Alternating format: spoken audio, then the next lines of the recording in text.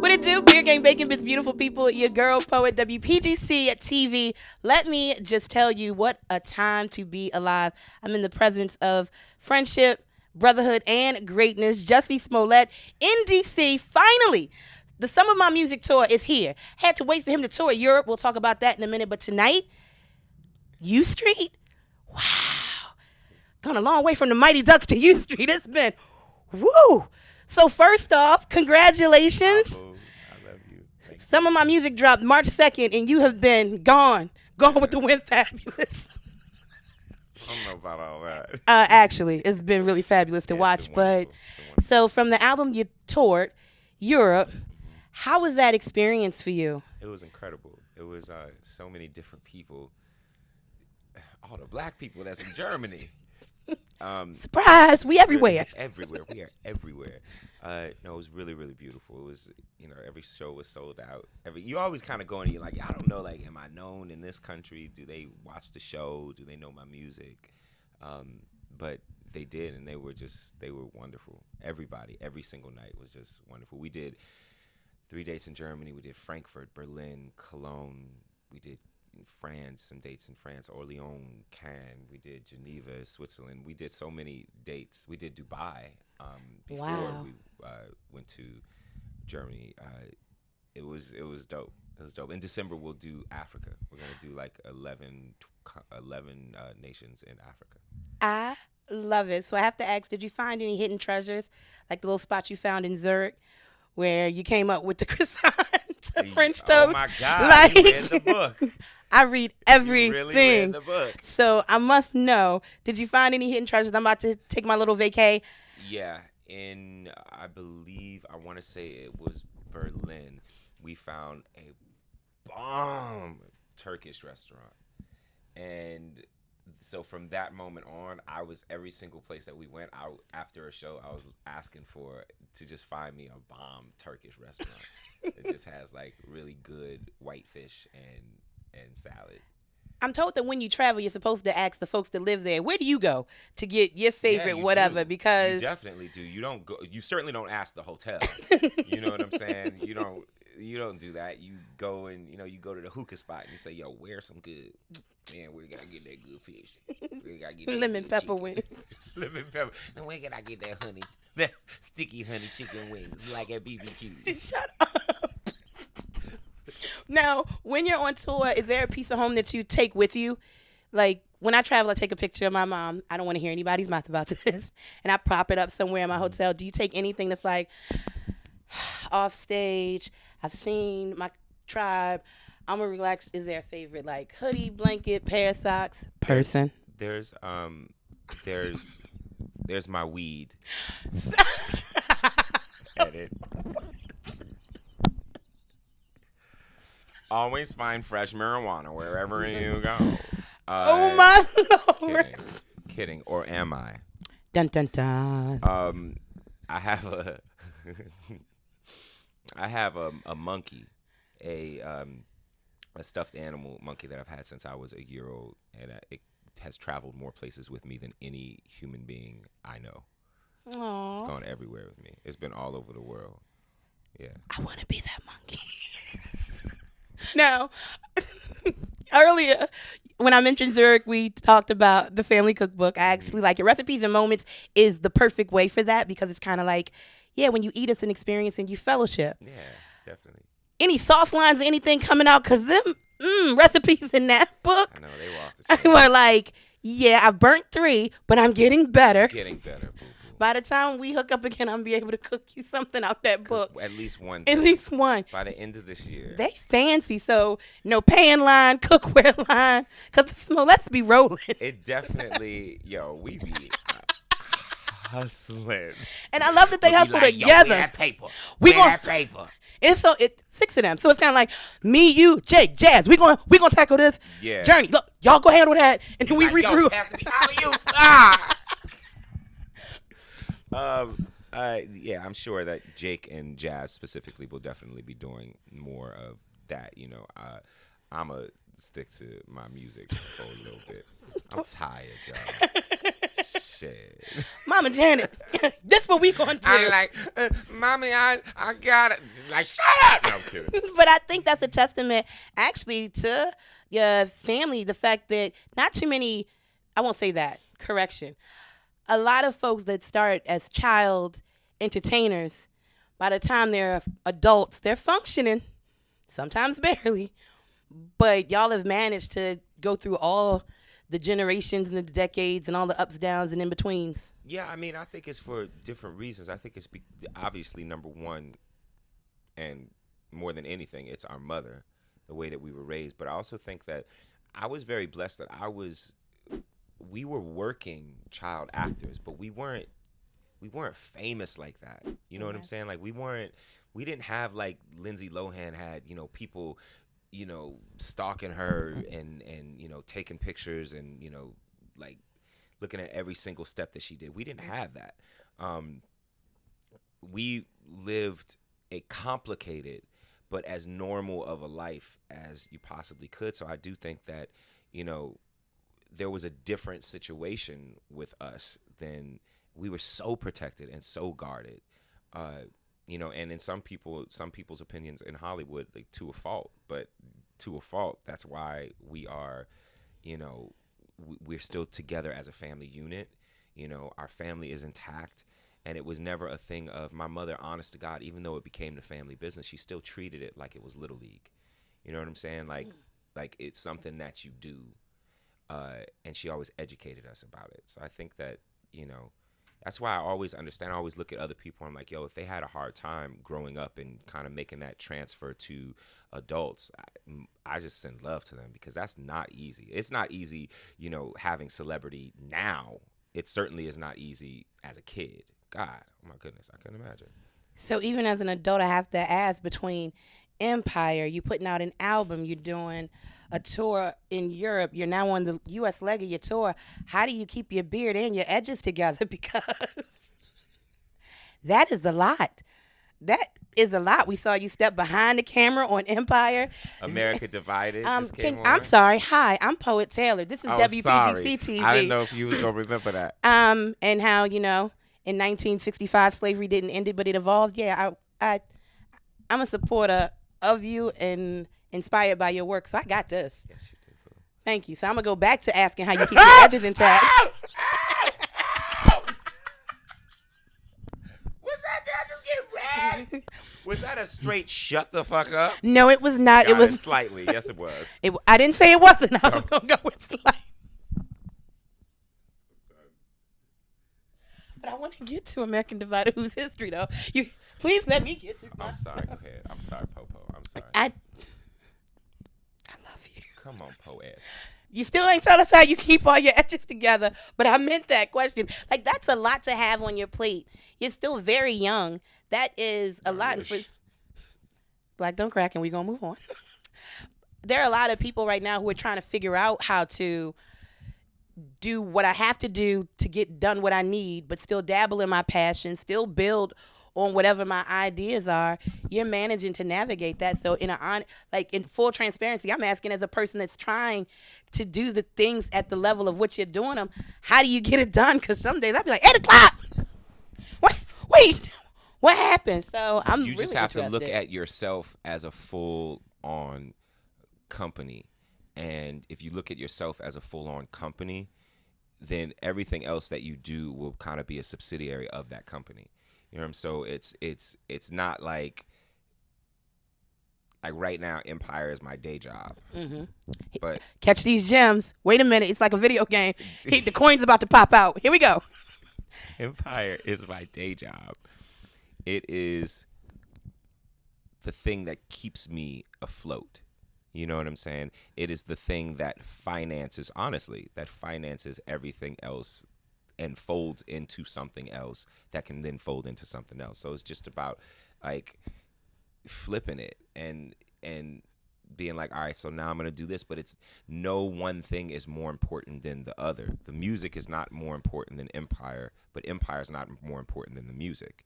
And the docuseries and the producing and the family cookbooks, the things that I'm producing that are coming up, those are all giants, being on Issa Rae's YouTube, created by my brother James Bland, nominated for a Daytime Emmy. We was Come getting through, it at, but we gonna come Jesus. through on that one. Yes, thank you.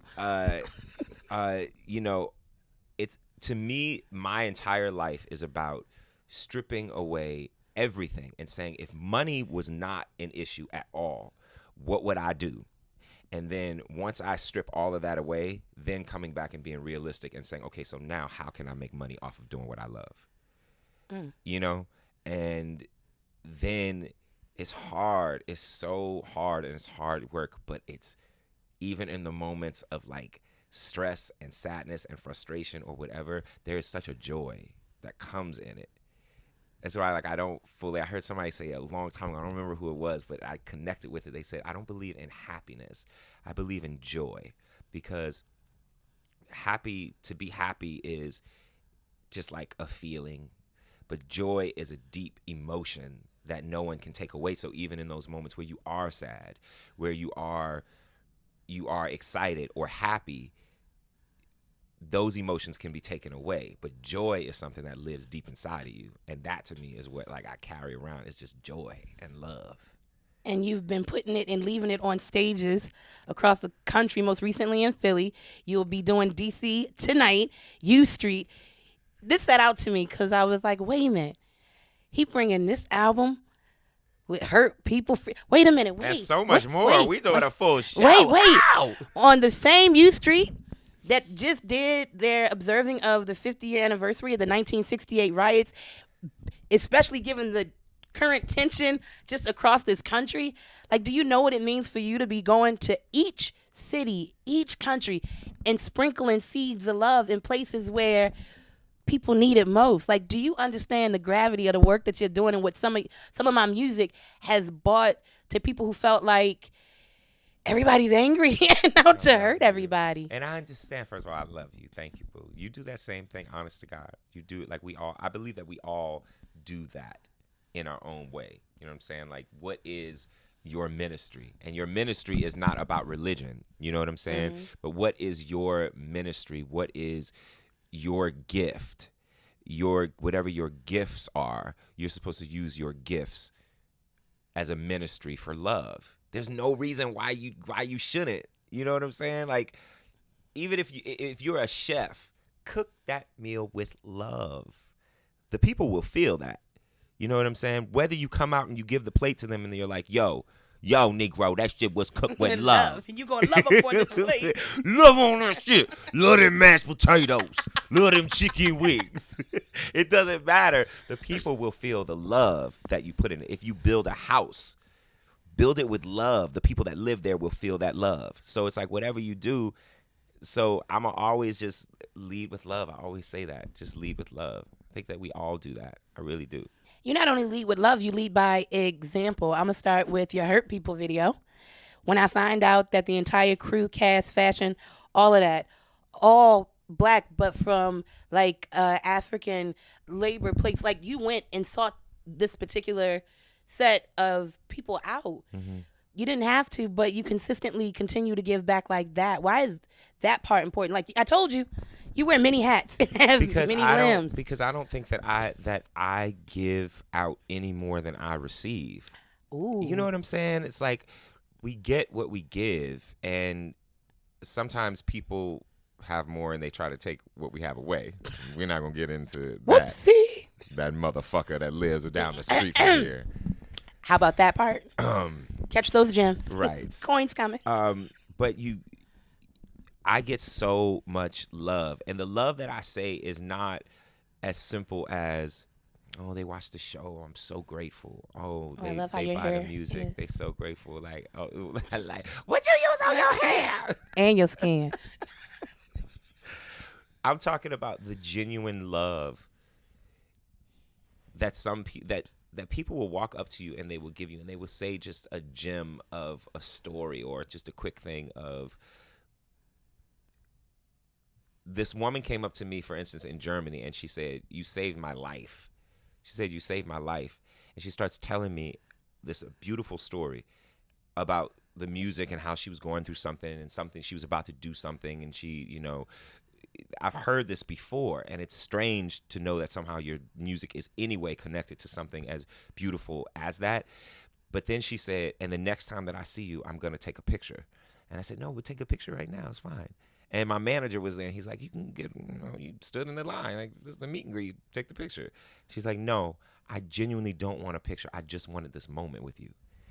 And I was just like, people, we are all good people. And we just got to raise our volume, because the volume of hateful people, the people that are preaching hate, they're so loud. They just got to be lower, yo. Like, just lower their volume and pump us up. Speaking of those people, now I can get to what I was getting to. I got to see. I got to cut my nails. Yes, you do, because you can't do that in the middle of an interview. Right. Start giving yourself a manicure with your teeth. Not with the subject we about to go into. I just bit on my cuticle a little bit because Okay. I'm going to do your nails when we finish. This is why I could never do a reality show, though, because I would get comfortable enough in the camera if I'm around friends. I would get comfortable enough in the camera. So I can't be on a reality show with you. I would never do that if I was being interviewed by Barbara Walters. But why would you do it with C? This is what happens because when you we're love friends, people. so I'm comfortable. So here I am biting my damn cuticle. So you continue to bite that while I ask you about America Divided. Executive producer, you're also one of the correspondents. You went to Tennessee. The finale just aired on May 25th. What was that experience like for you? Like, watching you talk to the guy that belonged to the Sons. I won't say if crazy, but bitch ass Lee Miller. Okay. I wasn't even giving him no names. Like, from the bitch ass Sons of the Confederacy. I'm not giving them. You told me turn down the volume. You don't even get named here.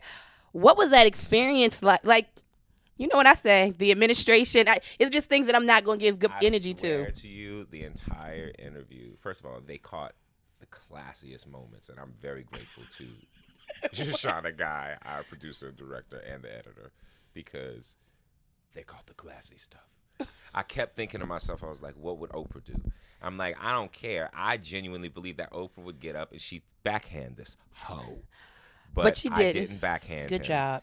And there were moments where I stopped. Here's the thing, is all jokes aside, you sit down with somebody and you have a conversation with them and you look them in the eyes and you see that what they're saying, which is, number one, nothing is true that's coming out of your mouth.